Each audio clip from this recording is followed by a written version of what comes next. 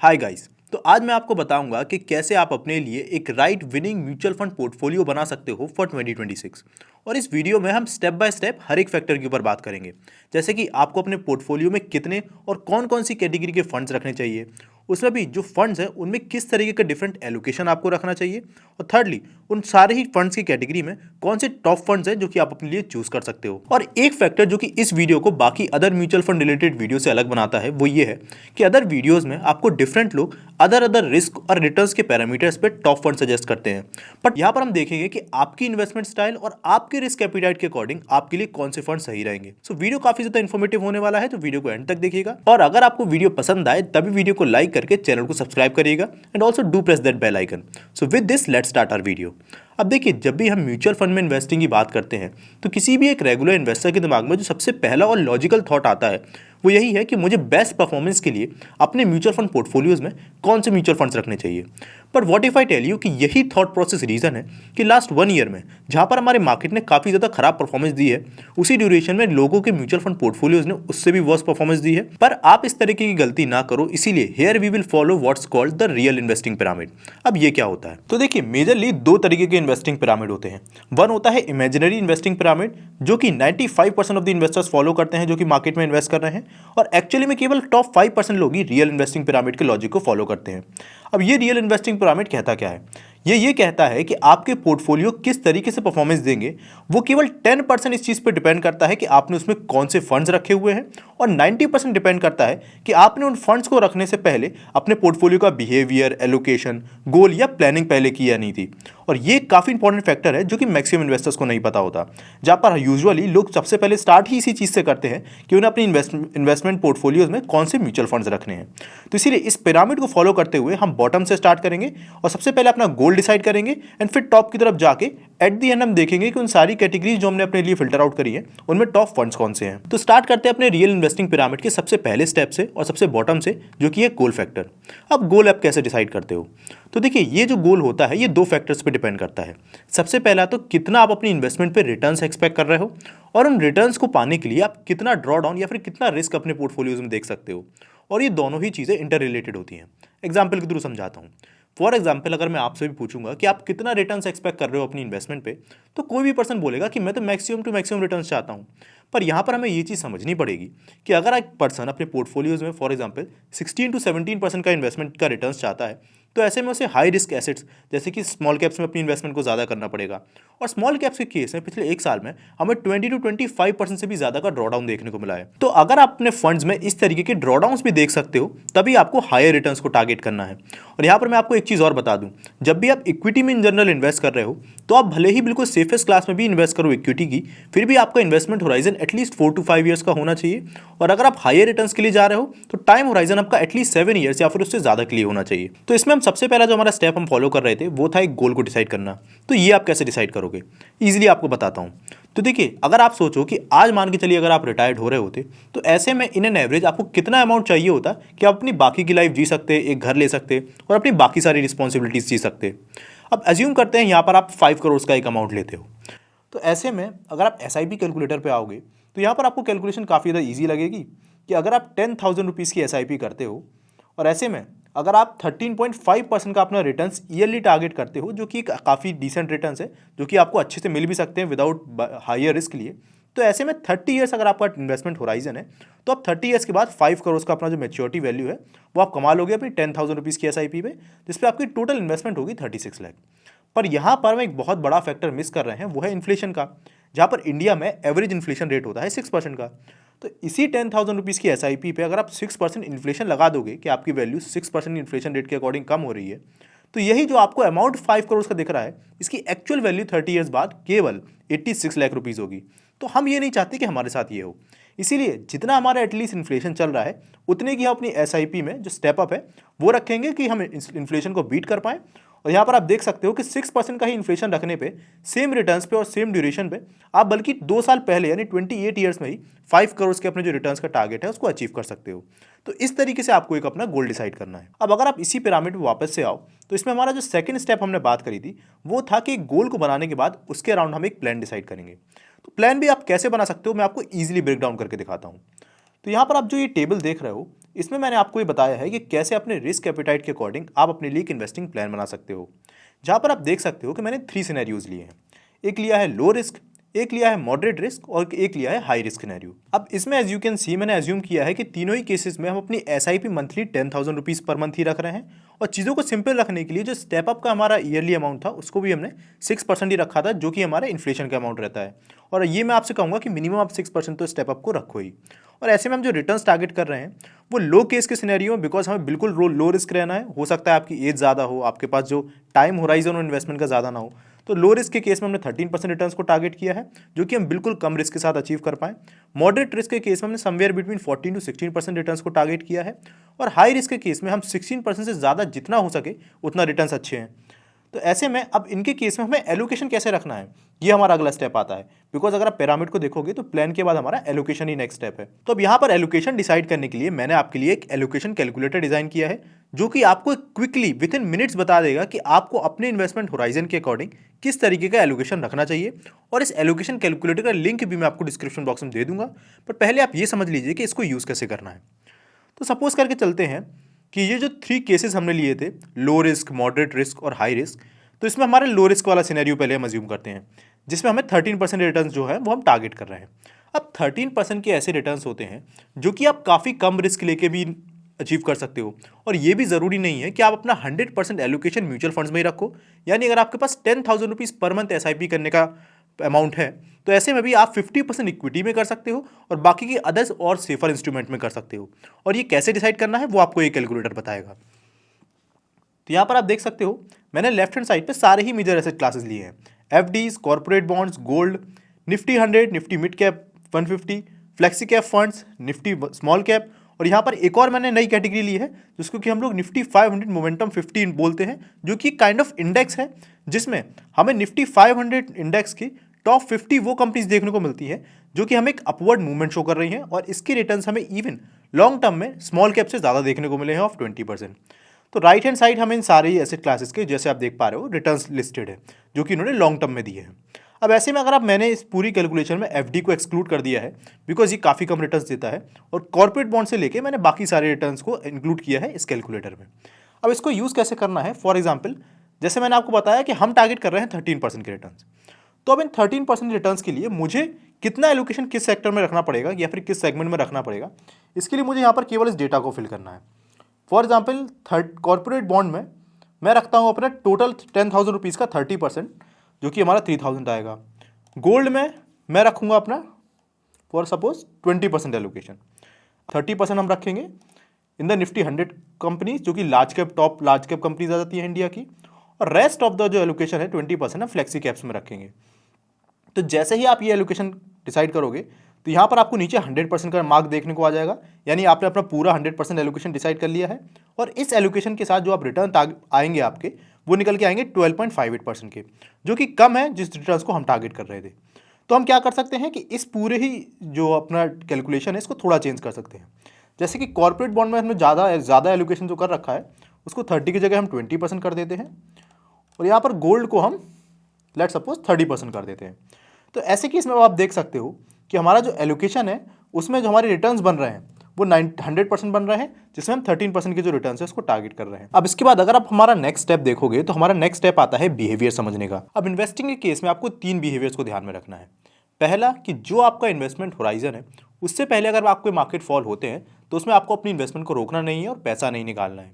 Secondly, आपको अपनी SIP हर हालत में कंटिन्यू रखनी है। और थर्ड और मोस्ट इंपॉर्टेंट, मान के चलिए आज आपने किसी एक पर्टिकुलर म्यूचुअल फंड में अपनी इन्वेस्टमेंट को चालू किया, तो हो सकता है कि अगले 2 से 3 सालों में आज वो जो टॉप रैंक म्यूचुअल फंड हो वो थोड़ा रैंक में नीचे आ जाए, पर इस केस में आपको उसको सेल नहीं करना है।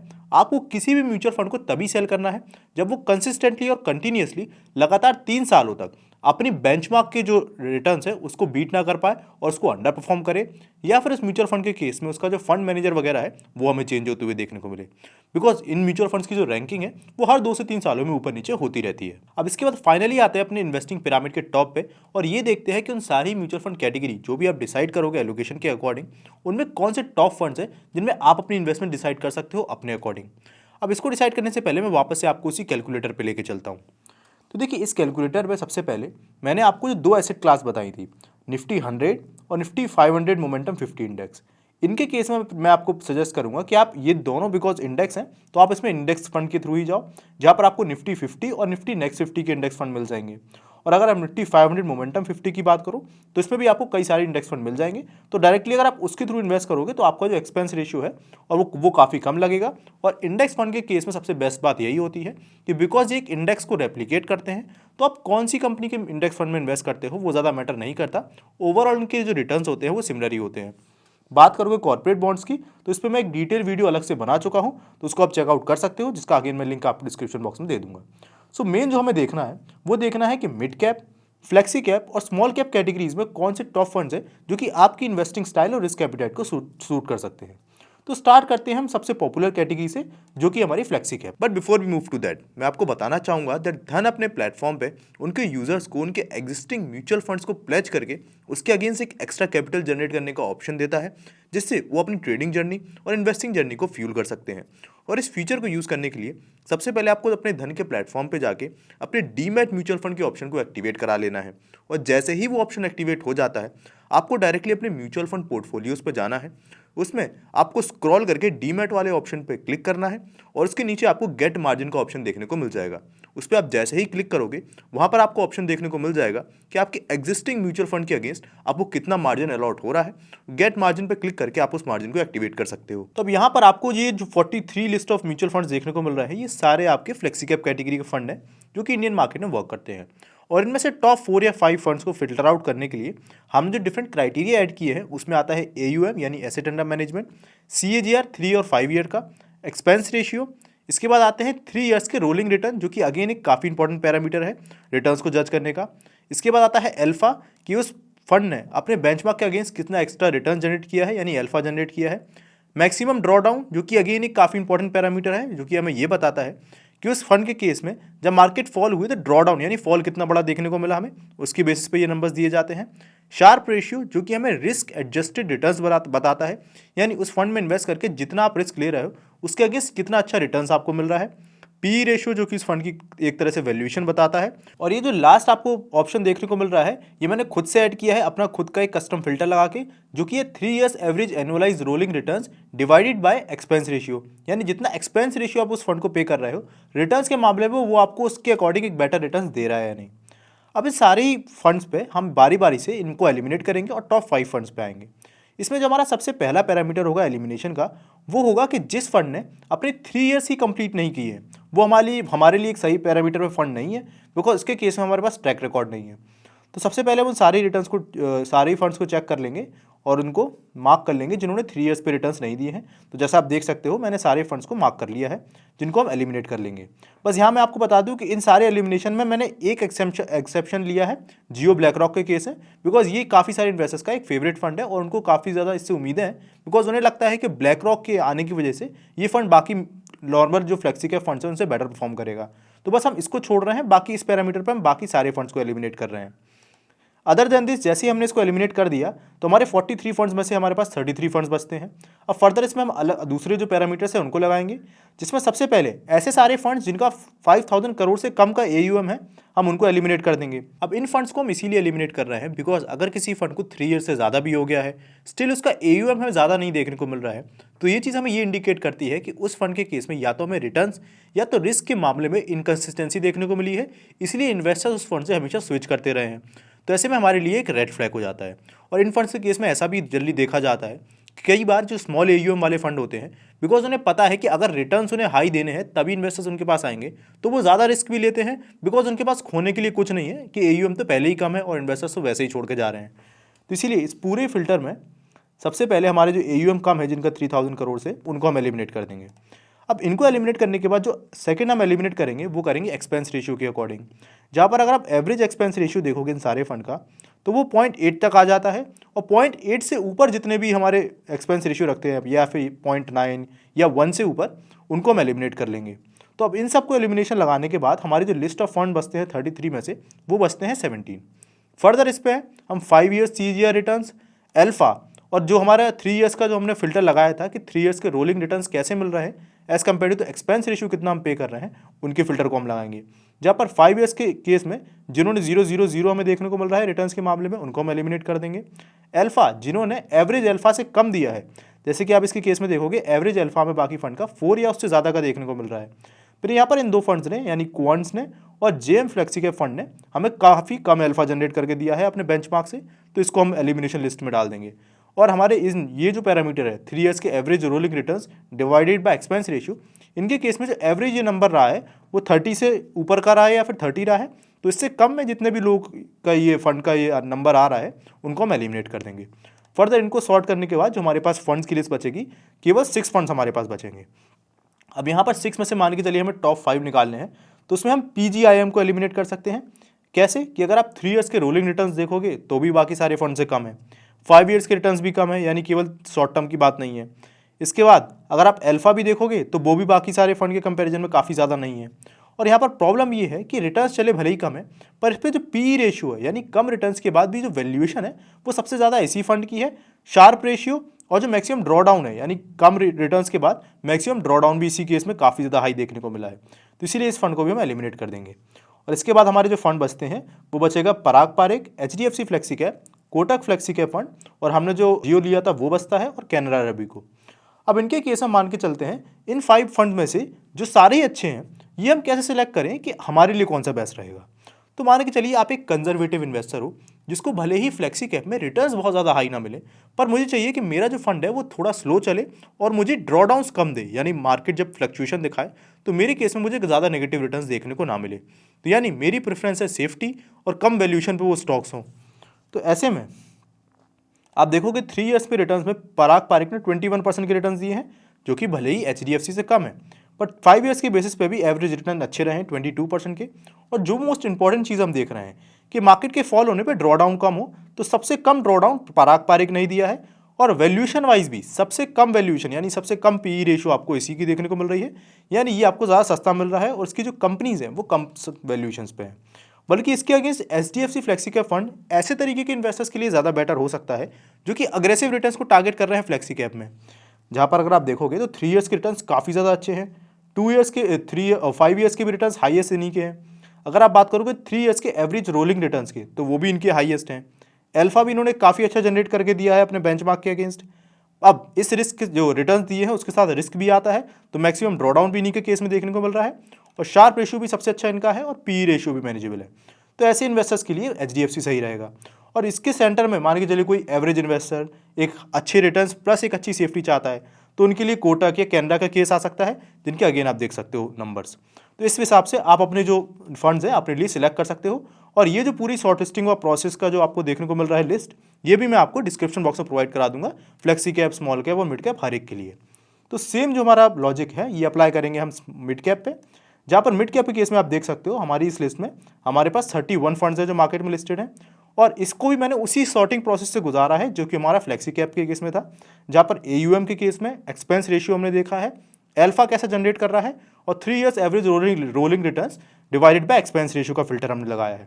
और इसको लगाने के बाद पहले हमारे पास बचते हैं 11 फंड्स, उसमें फर्दर जब हम 3 ईयर्स के रोलिंग रिटर्न्स, अल्फा और शार्प रेशियो और पीई रेशियो का फिल्टर लगाते हैं, तो फर्दर उसको फिल्टर आउट करने के बाद हमारे पास अगेन 5 फंड बचते हैं, जिसमें से आप अपने अकॉर्डिंग देख सकते हो कि जिस फंड के केस में रिटर्न ज़्यादा है और ड्रॉडाउन ज़्यादा है तो वो अग्रेसिव इन्वेस्टर्स के लिए अच्छा रहेगा, जैसा कि हम एचडीएफसी का देख सकते हैं।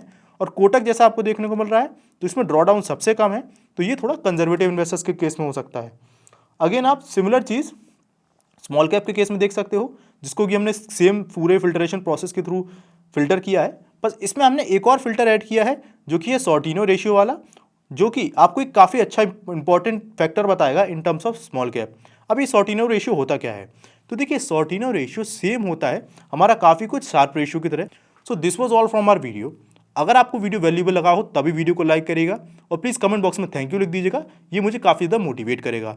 And also do check out the power of money, जिसका कि लिंक मैं आपको डिस्क्रिप्शन बॉक्स में प्रोवाइड करा दूंगा।